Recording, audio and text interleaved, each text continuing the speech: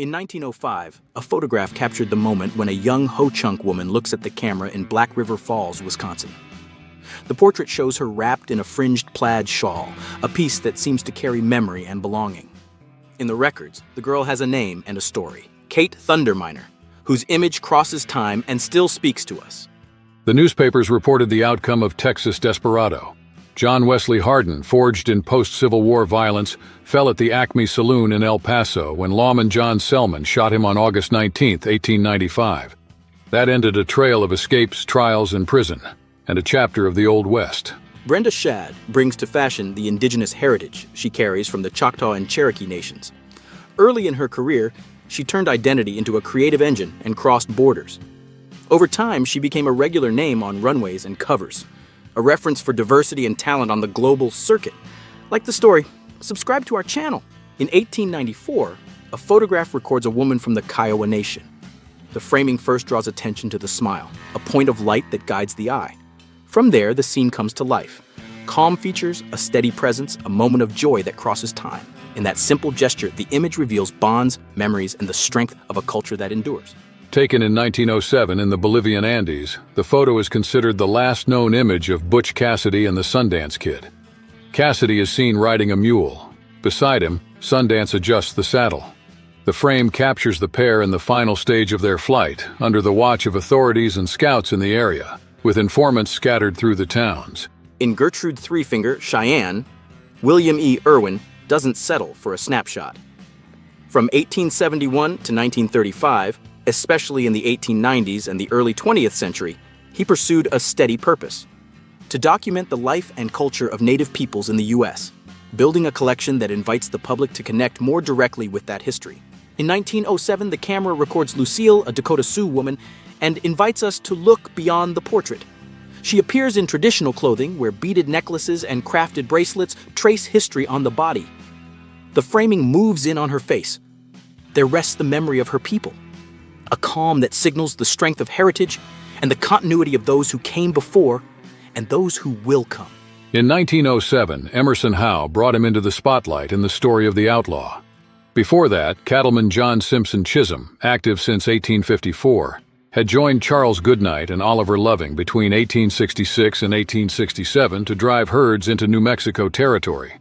In 1878, his ranch sheltered Billy the Kid and the Regulators during the Lincoln County War. Before we go on, hit subscribe and turn on the bell. That way, YouTube knows this content matters and shows it to more people. In 1926, Bear Bull looks straight at the camera. A Siksika elder of the Blackfoot people in northern Canada, he wears a braided hair knot above his forehead. It's not decoration. It signals his role as guardian of a sacred bundle tied to the medicine pipe tradition. In that frame, face, memory, and duty meet. The image seals a pact of tradition and responsibility. In 1906, the photographer George Bancroft photographed Cow-oo-Teets, a woman of the Caddo people. The image, direct and quiet, works as an invitation. Behind the portrait, the memory of the plains of the southeastern United States and this people's path emerges. As we meet her gaze, we follow a thread that links presence, land, and history, and it reminds us that cultures endure. Born on the San Carlos Reservation, Apache Kid served as an Army scout in Arizona. In 1887, a mutiny ended in gunfire. Arrested and convicted, he escaped during transfer. He became hunted by posses and rangers, crossed Arizona and Sonora for years, and then vanished. In the early 20th century, rumors of his capture or death began to circulate. Long Wolf, an Oglala chief known as Shunk Manitou Hanska, faded from memory for almost a century. In 1997, news stories brought him back into the conversation. He died in 1892 while part of the Buffalo Bills Wild West show on tour in London, ending his journey there and paradoxically opening the door for his memory to circulate again. In 1908, a portrait of Awe Ayu, known as Pretty Flower, a member of the Seneca Nation, captures a moment that crosses time. The image invites us to observe not only the face but signs of her culture, opening a path to a careful reading of Seneca life and the historical context that shaped it. By uniting memory and presence, the portrait brings past and present closer. Born in Kentucky, John W. Poe headed to Texas in the 1870s. He lived first by buffalo hunting, then by the law. In 1881, at 31, he joined the Canadian River Cattle Association with one goal: to track down Billy the Kid. On July 14th, he accompanied Pat Garrett to Fort Sumner, New Mexico, where the chase ended in death. In 1901, Freddie Miller captured Sisters, an image born of his effort to record indigenous life in the United States. In it, Whistler and Hits the One Who Rides the Gray Horse appear on the Crow Reservation, the Apsaluke territory. The framing invites us to follow the thread of their paths and listen to what the portrait preserves, echoes of a time in transition. In 1910, a young Kalispel woman appears on the scene and opens a window into her people's world. Her presence carries us to landscapes, rituals, and memories that shaped lives in the Pacific Northwest. It's not just a portrait, it's an invitation to understand the strength of a community that preserves ancient roots and keeps moving forward. The story starts here, but it echoes to this day. A former teacher, William Clark Quantrill became leader of Confederate guerrillas, commanding Quantrill's raiders along the Missouri-Kansas border. He planned ambushes on Union troops and towns, striking at night and looting. Wounded and captured, he died in May 1865. His tactics lived on in Frank and Jesse James. With the turn of the 20th century, Iron White Man joined Buffalo Bill's Wild West show. In arenas that moved from city to city, he performed on a stage that blended popular attraction, demonstrations of customs, and reenactment. At each stop, he brought different audiences together and showed how culture and entertainment intertwined in that era of ongoing tours. The Chief's Heiress presents Loriki Yatere, a young woman of the Pueblo Nation in New Mexico. The image, made in 1905 by Carl Moon, reveals features and adornments that echo her heritage. By fixing that instant, the photographer records not just a face, but an act of cultural continuity, inviting the eye to recognize the history running through the photograph. Who was New Mexico's most famous lawman? For many, Pat Garrett, who in 1881 killed Billy the Kid in a darkened room. Among Hispanics, another name carries weight, El Fuego Baca. In 1884, he held off about 80 cowboys, withstanding nearly 4,000 rounds of gunfire and dynamite. After the siege, violence in Socorro declined. Under our feet, there's more than earth, there's memory. The ground that holds us up is in itself a territory of respect. In every grain rests a strand of the lives of those who came before, a story that persists. When we touch the soil, we touch this chain, linking us to the past and guiding what we'll leave to those who come after. Caring for it is caring for ourselves. This photograph captures the princess of the Umatilla tribe in Northwest Oregon and invites us back to 1900. More than a portrait, it is a record of presence and dignity. The click is by Major Lee Morehouse, then a keen visual chronicler of his time who traveled the region documenting people and ways of life that rarely found a voice. Bill Miner, born Ezra Allen Miner, spent years in U.S. prisons for horse theft and stagecoach robberies. Freed in 1880, he returned to crime and earned the nickname the Gray Fox. In 1904, in Canada, he pulled off the first successful train robbery. He's credited with the famous command, "Hands up," an icon of the Old West. From early on, indigenous peoples understood a straightforward path. To keep their dogs strong, they had to avoid inbreeding. They forged alliances, traded puppies, and brought in breeding stock from other villages, renewing the bloodlines of their kennels. Over time, records and chronicles show the effect. A remarkable diversity of dog types preserved through history. Goldie Jamison Conklin, a Seneca woman from the Allegheny Reservation, played a central role in indigenous life in the early 20th century. A 1910 photograph records her steady gaze and the posture of someone who carries a collective story. In it, every feature suggests the memory of her people and the continuity of a tradition that crosses generations. Around her, time seems suspended. Nicknamed Badman, Billy Brooks served as marshal in Newton and later in Dodge City.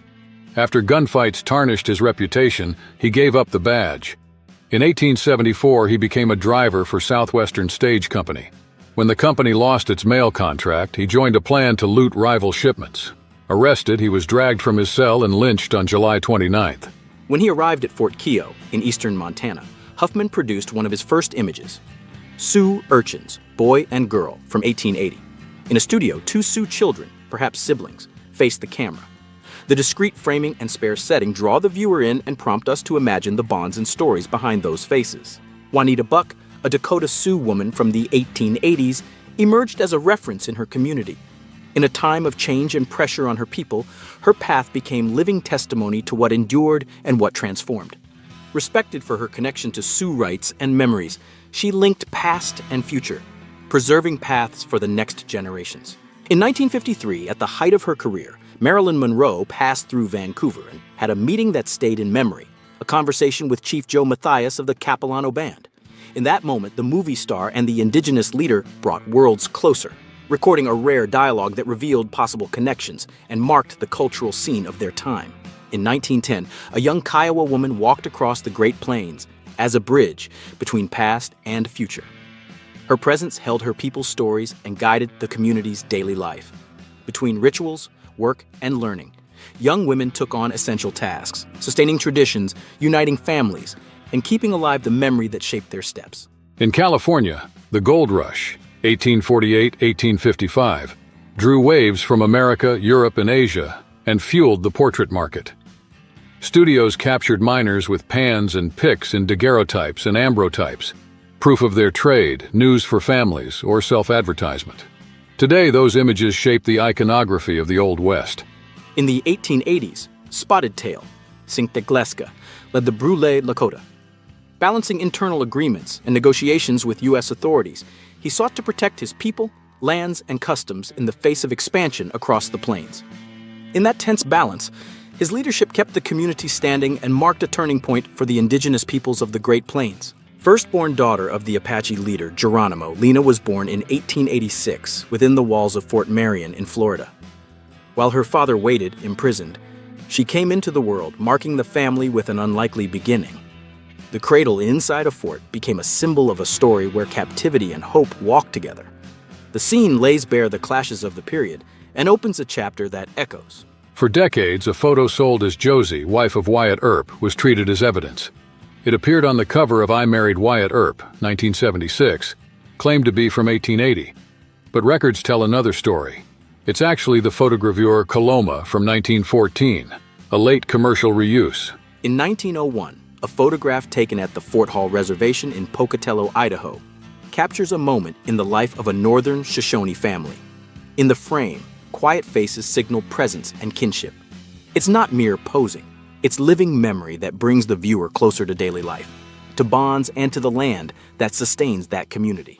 In 1939, a photograph records June Welch, a young Cherokee woman dressed in traditional attire. More than a portrait, the frame reveals layers of memory, the craft of hands that weave, symbols that cross generations, and the affirmation of a people. In the calm of her gaze, a thread remains alive, linking past and future, a promise of continuity and cultural resistance.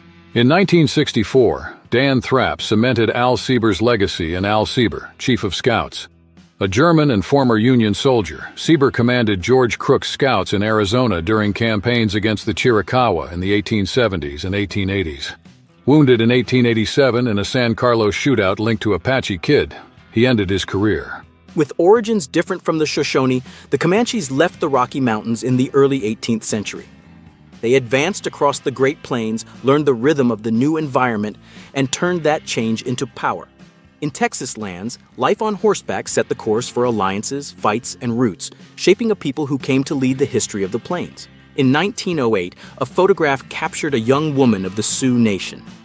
The portrait, direct and moving, showed her in traditional dress, revealing the ways and symbols of her community.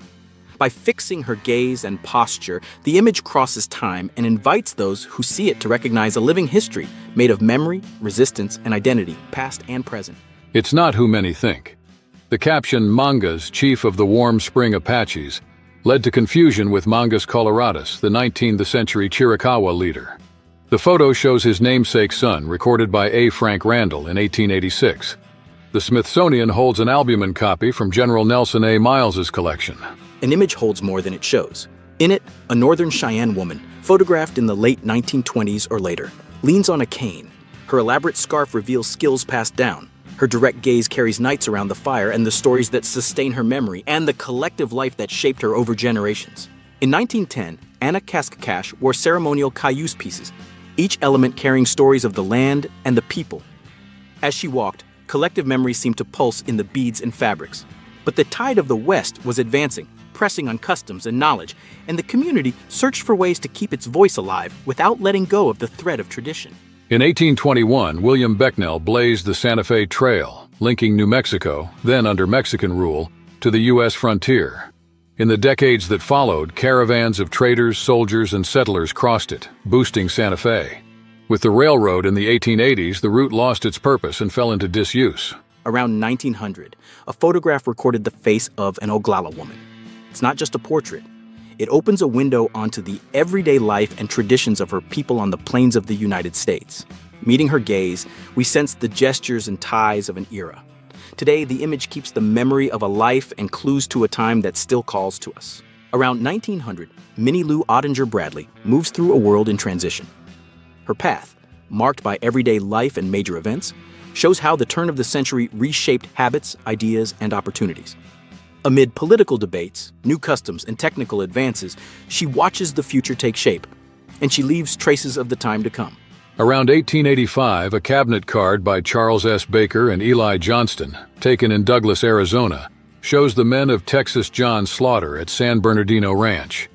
On the U.S.-Mexico border, they drove cattle. The photo, titled Cowboys of the Massacre, captures the real pace of herding, with no posing or staging. From the Great Basin in the western U.S., the Shoshone made mobility a way of life. Starting from a dry territory, they moved north and east along hunting and trade routes. That's how they occupied areas that today include Idaho and Wyoming, where their customs still guide stories, encounters, and the memory of the people. In 1910, a photograph invites us to meet an Arapaho woman. On the plains of North America, her traditional attire reveals a story of belonging and resistance. The frame is not just a record, it's a starting point to remember the presence of the Arapaho people and how the culture stayed alive at that time, an echo that crosses generations. Texas Jack John B. Omohundro Jr. gained fame on the Chisholm Trail drives. Later, he brought to the stage his partnership with Wild Bill Hickok and Buffalo Bill Cody, fueling the rise of the Western show. In 1877, he created the Texas Jack combination. He died of pneumonia in Leadville at 33. In 1908, Cody had his headstone engraved with 39. Around 1930, at a train station, a camera shot captures an indigenous woman and her child. Nothing grand. They wait, follow the tracks with their eyes, share the silence and a quiet care. The photograph doesn't reveal names or destination. It offers clues, holds back secrets, and makes us ask where they came from and which way they would go. Early 20th century. Across the Southwest, Apache women turned fibers into history. Basketry, the result of knowledge passed down, was born from gathering, dyes, and carefully planned weaves. Each piece served daily life and marked identities, uniting technique and memory. To look at these baskets is to hear the voice of a community in motion. On the Frontier Trail around 1865, Tiburcio Vasquez was already a well-known name in the West. Between 1850 and 1874, he led stagecoach robberies, thefts, and cattle rustling. In 1874, wounded by reporter George Beers, he was captured. Put on trial, he ended his path at the gallows in 1875 in San Jose, Northern California. From 1951 to 1963, Dan George led the Tsleil-Waututh Nation in British Columbia. While defending his people, he published books and poems to broaden his voice. And when many people are wrapping up their careers, he opened another. At 60, he debuted as an actor. From that turning point on, he brought leadership, words, and performance together, leaving a lasting mark on Canadian culture. Alice was born in the early 20th century. Her indigenous origin remains uncertain, with clues linking her to the Cayuse, Walla Walla, or Umatilla peoples. The lack of records doesn't erase her trail. Her story crosses these nations. And in this meeting of roots, her memory gains a voice and inspires new questions about the place she held. The silence of the archives keeps the riddle alive. In 1875, a cabinet card shows Ben Thompson, famed gunman and then police chief of Austin, in a half-length portrait dressed in a suit against a plain backdrop. The image, printed and mounted on stiff card, follows the commercial standard of the time, a studio product made for sale and for circulation in family albums. Lucy Thompson, a Yurok leader from Northern California, transformed her people's history. Raised among rivers and rituals, she learned English and spoke with the outside world. She broke the silence by recording Yurok narratives, practices, and knowledge in books, saving memories that might have been lost and strengthening the identity that keeps the community united. Born in 1886, Julie Nelson came from a Native American lineage. She grew up among stories, rituals, and crafts that set the village's rhythm. The land wasn't just scenery, it gave meaning, food, and direction. By following in her people's footsteps, she kept alive practices and values that crossed generations, keeping the community together. Her daily life reflected collective choices and respect for ancestors. In 1880, a photo card titled "The Real Cowboy Captured Alive" shows Cottonwood Charlie Nebo alongside Nicholas Janis, a French-American settler in Nebraska Territory. Sources connect Janis to Joseph Antoine, interpreter at Fort Laramie, possibly his brother or descendant, in what was then Wyoming Territory. Sianina Redfeather Blackstone was born in Eufaula, Oklahoma, and belongs to the Muskogee Nation. She made her voice an instrument of presence. A singer, stage artist, and activist, she took her message beyond the shows and opened paths. By uniting tradition and the future, she called out injustices and celebrated identities, leaving a legacy in her people's history and in Native American culture. An unnamed young woman dominates the scene, carefully balancing her bowls while the gesture holds the eye. Made during the Platno-type period, the photograph shows the strength of that process, with muted tones that draw silence and presence, in a dialogue between light and weight. The author is Adam Clark Vroman, who turned a simple moment into memory. Peter Bogardus grew up with guns and in the arena. He carried a Remington 1888 and another at his side. Trained by his father, Captain Bogardus, he joined his brothers Eugene, Edward, and Henry in Buffalo Bill's Wild West shows. On long, sold-out tours across the country, they helped popularize marksmanship in the late 19th century. For centuries, the Bannock, a people of the Great Basin, lived in southeastern Oregon and southern Idaho. Following rivers, valleys, and deserts, they traced routes, shaped rituals, and ways of making a living. Through seasonal travels and exchanges with neighboring peoples, they sharpened their knowledge of the land and made it an ally, basing their survival and the continuity of collective memory on it. Sawatanyuk, a young woman of the Kwakwaka'wakw Nation, grew up among rituals, songs, and crafts of the Northwest Coast. Around 1914, her routine was intertwined with the tides and the village's cycles. By learning from elders and taking part in ceremonies, she helped keep alive the collective memory and the strength of an inheritance passed from generation to generation. Between 1835 and 1885, the frontier became a business. Former Texas Rangers and Gold Rush adventurers signed contracts with Mexican state governments to hunt Apaches and Comanches. Paid by a private company, they advanced from ranch to ranch. Scalps were the proof, receipts that fueled a legalized market. In the early 20th century, Atwe Ayu, a Seneca woman known as Pretty Flower, appears in 1908 as a guiding thread. Her people, speakers of an Iroquoian language, have walked a long path. From lands south of Lake Ontario, one of the 5 Great Lakes, come memories, values, and ways of living that still today feed a sense of belonging and guide their stories. A photo from the late 19th century shows a young Lakota woman. More than a record, it opens a portal to the habits, symbols, and stories of the people. Her steady gaze leads the eye, her clothing marks the time, and each detail suggests life in motion. As we look, we cross eras and draw closer, with respect to the one portrayed and the culture that shaped her. Around 1850, the wagon driver raised the whip that set the pace for the heavy carts. Men and some women trudged through the dust to keep the caravans moving and the inland trade alive before the railroads. Paradox. Though vital to the route, he stood at the bottom rung of the social ladder. Recorded in 1872, this photograph shows an Arapaho man. Looking at it, we don't see just a portrait. We glimpse the journey of a people who lived on the plains of the United States. Their choices, rituals, and alliances influenced the diversity of Native nations and left a legacy that still guides research, sparks debate, and inspires new interpretations today. A portrait catches the eye. Hattie Tom, a Chiricahua Apache woman captured by Frank Reinhardt around 1898. The pause of the shutter carries across decades and invites us to move forward. By observing her presence and the details of her attire, we see a meeting point between memory and identity, a window that helps us understand the people's practices, values, and paths. A small piece, a huge story.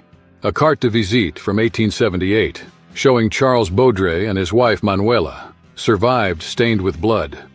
It was taken from Baudry's body after the Stinking Springs shootout in New Mexico on December 23, 1880, when Sheriff Pat Garrett killed him and in the same moment captured Billy the Kid. In 1908, Roland Reed photographed the Moose Call. On a quiet lake, an Ojibwe man stays in his canoe and lifts to his mouth a piece made of hide or bark. His breath carries across the water's surface and calls the moose. In the space between action and echo, tradition and territory recognize each other. The photo reveals a technique that connects body, nature, and memory in a contained dialogue. Marcia Pascal appears as a bridge between memories and identities. Her path begins in the legacy of Lieutenant Colonel George W. Paschal, a presence that marks the family's history. Alongside that thread runs the Cherokee tradition, which guides values and belonging. Between these lines, she builds who she is and where she intends to take her story. In 1887, Cherokee leader Ned Christie was accused, without proof, of murdering U.S. Deputy Marshal Dan Maples. A manhunt through Indian territory followed: sieges, shootouts, escapes. In 1892, his hideout was blown up, and he was executed. Afterwards, officers nailed his body to a door and posed for photos, displaying him as a trophy. If you like this content, hit the like button, click subscribe, and turn on the bell. That way, YouTube knows this content is relevant and shows it to more people. See you next time. A 1906 portrait opens the door to the Caddo Nation. In it, we hear the lives of people who worked the land and transformed regions, now in Oklahoma, Arkansas, Louisiana, and Texas. Between fields and waterways, they built villages, shared knowledge, and, watchful of outsiders, preserved rights. The photograph is an invitation and a warning, memory that insists on reaching us. In an early 20th century photograph, a young indigenous woman appears whose identity has been lost. Her traditional clothing indicates belonging and collective memory. The framing suspends the instant. Between the studio's silence and the echoes of her people, the image preserves an unlikely meeting between the past and the present gaze. Nameless, she crosses time. The 1870 photo shows, in the heart of a Shoshone village in Wyoming, the War Chief's Lodge. More than shelter, it was a space for decisions, meetings, and guiding the community. The image lays out a daily life shaped by leadership and practices that maintained culture and ways of living. In the background, the western landscape expands the scene. Julia Ann Keka of the Umatilla Nation appears in a photograph from 1880. The framing invites us to meet her face and with it a story that crosses generations. As we observe the image, we draw closer to Umatilla culture and the period's context, recognizing a presence that resists time and preserves collective memory and living traditions. In 1898, the Lions captures Hakasnacha, the Arapaho Little Chief.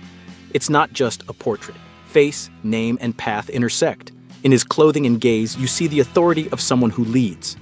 At the turn of the 19th century, between tradition and change, the photo suspends time and offers an invitation to listen in his people's memory to meanings of identity and continuity.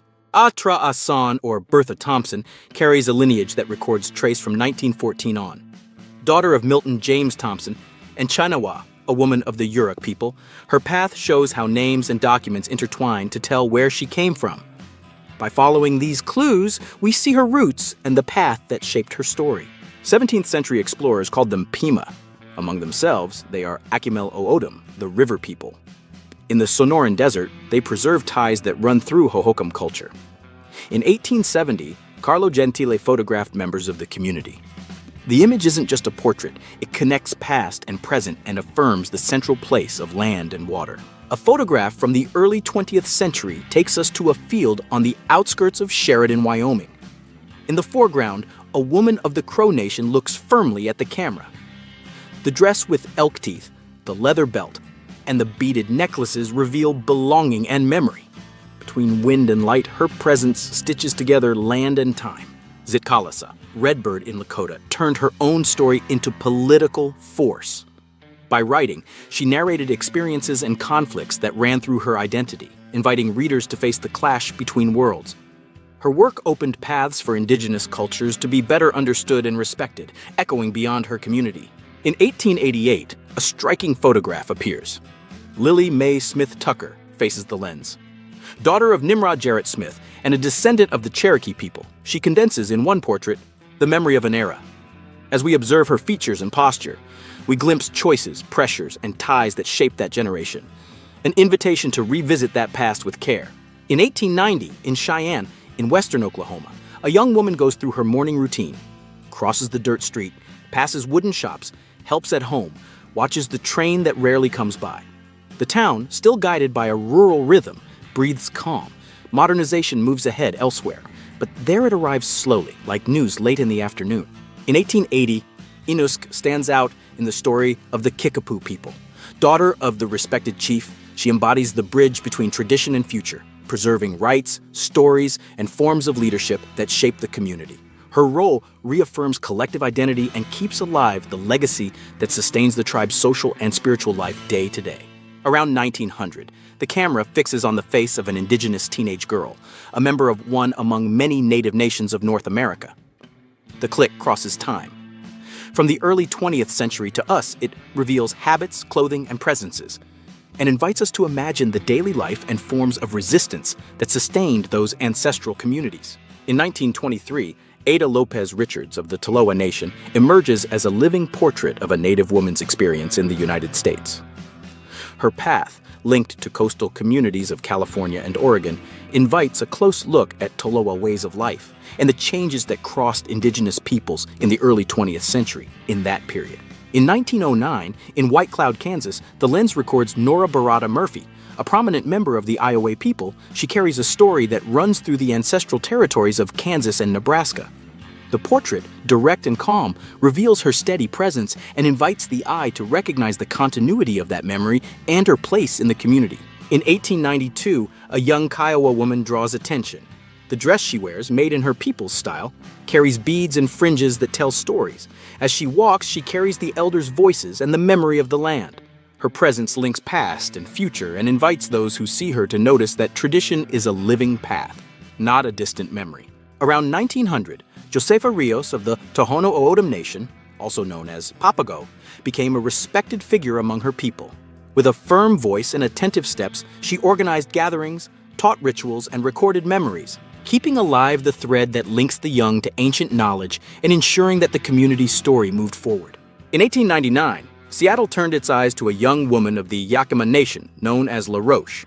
Her presence crossed borders, the modern city and ancestral heritage. The strength of her origin and the charisma of youth made her a notable figure, a living symbol of Yakima culture and a remembered figure in the social life of that time. A link between worlds. Around 1904, a photograph records a Navajo woman.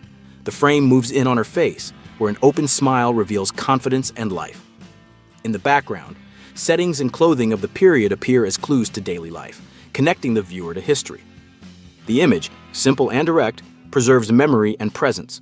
In a few strokes, the portrait links culture, affection, and time. In 1898, a photograph captures a young woman of the Assiniboine Nation. The portrait leads us to the historical setting of her people, revealing traits of identity and the time in which she lived. Without adornment, the image focuses the eye on the essential, the meeting between person and era, letting us perceive in silence the memory that remains there.